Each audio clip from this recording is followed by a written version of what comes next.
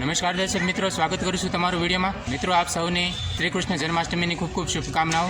મિત્રો, આજે પાલિતાણામાં શ્રી કૃષ્ણ જન્માષ્ટમી નિમિત્તે રથયાત્રા શોભાયાત્રા નીકળતી હોય છે, તો આજના વિડીયોમાં હું આપને રથયાત્રાના દર્શન કરાવવાનો છું। તો વિડીયોમાં મારી સાથે અંત સુધી જોડાયેલા રહેજો।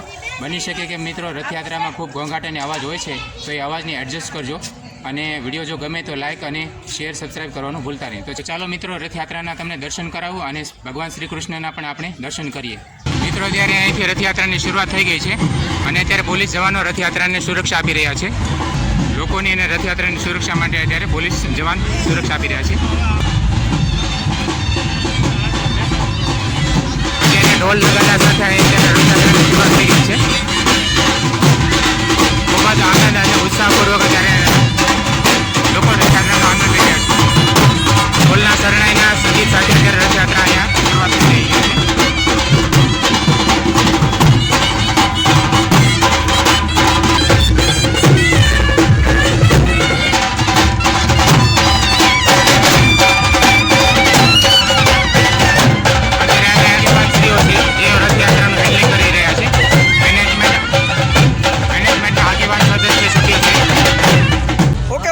શું કહેશો આજે રથયાત્રાને લઈને? પાલિતાણામાં પરંપરાગત રીતે જન્માષ્ટમીની શોભાયાત્રા નીકળી છે। આજે 27મી શોભાયાત્રા નિમિત્તે સમગ્ર પાલિતાણાવાસીઓ, ગુજરાતવાસીઓ અને દેશવાસીઓની શુભેચ્છાઓ પાઠવી। અત્યારે આ મુખ્ય આગેવાન લોકો છે મિત્રો, જે રથયાત્રાનું હેન્ડલિંગ અને મેનેજમેન્ટ કરી રહ્યા છે। વચ્ચે જે આપણે દેખાઈ રહ્યા છે એ આપણે છે મનસુખ માંડવિયા સાહેબ, આ મુખ્ય આગેવાન કરતાઓ છે જેઓ રથયાત્રાને પ્રસ્થાન કરાવી રહ્યા છે। અત્યારે અહીંયા ડીજેના તાલે આપણી રથયાત્રાની શરૂઆત થઈ ગઈ છે। અહીંયા બગીમાં સવાર છે આપણે બાલ ભૈરવ મંદિરના પૂજારી છે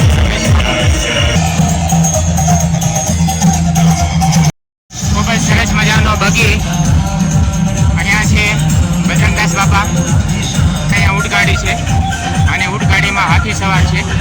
બગી, ઊંટગાડી એમાં વિવિધ પ્રકારના કૃતિ અને કરતબ અત્યારે અહીંયા લોકો પ્રદર્શનમાં મૂકવામાં આવે છે। બ્લેક હાથી મૂકવામાં, અહીંયા બ્લેક હાથી છે ઊંટગાડીમાં અને એની પાછળ છે સફેદ હાથી છે। 2 સફેદ હાથી છે અને 2 બ્લેક હાથી છે। સાથે આપણી રથયાત્રા આગળ વધી રહી છે। અહીંયા કૃષ્ણ પિતાના સૈયા પર સૂચેલા છે, દર્શાવવામાં આવ્યું છે। અહીંયા બાલકૃષ્ણ છે, અહીંયા પર ભારત માતાની કૃતિ છે। ઓપરેશન સિંદૂરનો કલાકૃતિ છે, રોકેટો મૂકેલી છે। ધીરે ધીરે વાહનોમાં કલાકૃતિ દ્વારા આપણી રથયાત્રા આગળ વધી રહી છે।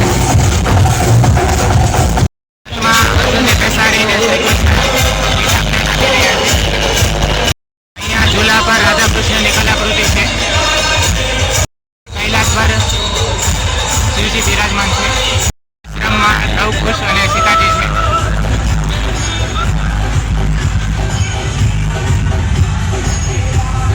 અહીંયા ગોવર્ધન પર્વત ઉઠાવ્યો છે શ્રી કૃષ્ણજીએ। અહીંયા કૃષ્ણ અને બલરામ છે।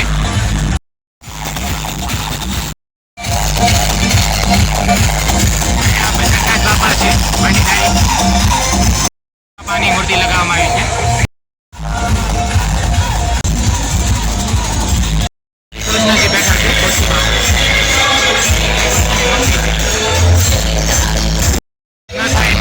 ખૂબ જ સરસ મજાનો સુંદર સંદેશ આપવામાં આવ્યો છે અકસ્માતથી બચવા માટે। હનુમાનજી બિરાજમાન છે શ્રી રામ અને લક્ષ્મણજીની સામે।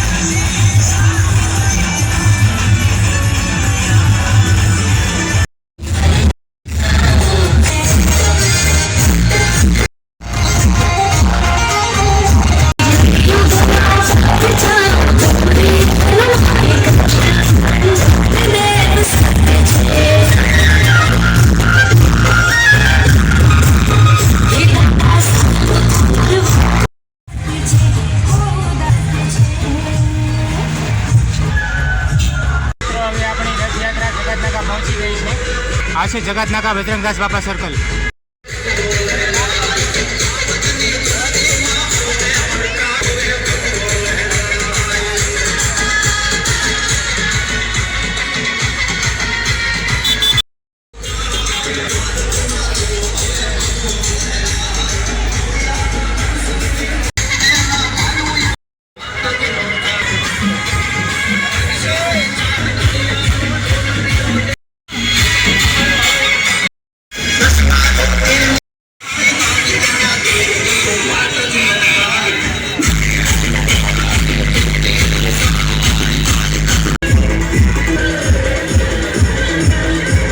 પાણીના પાઉચ આપીને લોકોની સેવા કરી રહ્યા છે.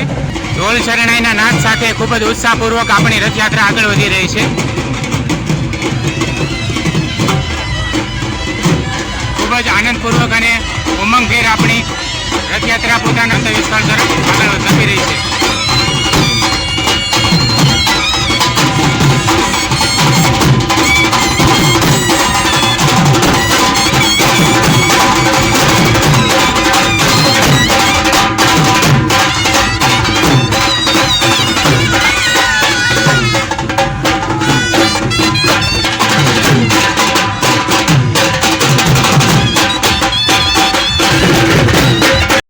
આપ જનમેદની જોઈ શકો છો મિત્રો, ખૂબ જ ઉત્સાહપૂર્વક અને આતુરતાપૂર્વક રથયાત્રાની રાહ જોઈ રહ્યા છે લોકો અત્યારે. ઢોલ શરણાઈના નાદ સાથે આપણી રથયાત્રા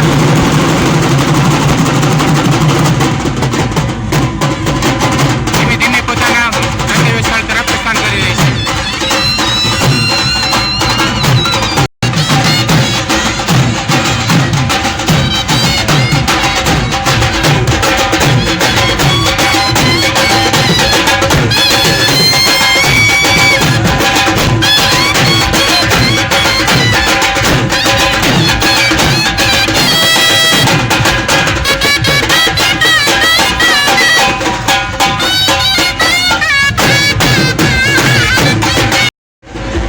ખારી સિંગ અને રેવડીની પ્રસાદી આપવામાં આવી રહી છે.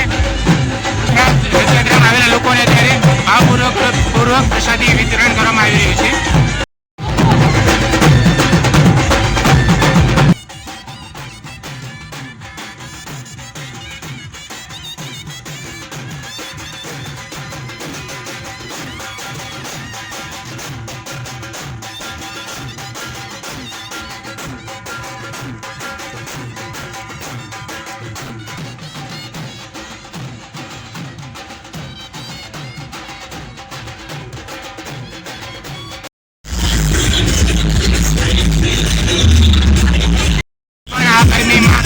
રથયાત્રાનો આનંદ લેવા આવી ગયા છે.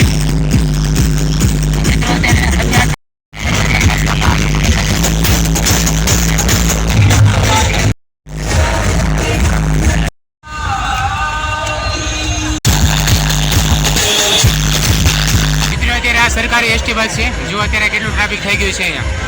તો આ વિડીયો નહીં પૂરો કરું છું મિત્રો. આશા કરીશ કે આજનો વિડીયો તમને ગમ્યો હશે. વિડીયો આપને કેવો લાગ્યો મને કોમેન્ટ કરી જરૂરથી જણાવજો.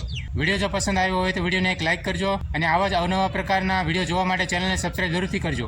વિડીયો પર સમય આપવા બદલ આપ સૌનો આભાર મિત્રો. મળીએ પાછા ફરી વખત એક નવા વિડીયો સાથે. ત્યાં સુધી બાય બાય દોસ્તો, અને કોમેન્ટમાં જય શ્રી કૃષ્ણ, જય દ્વારકાધીશ લખવાનું ભૂલશો નહીં. બાય દોસ્તો.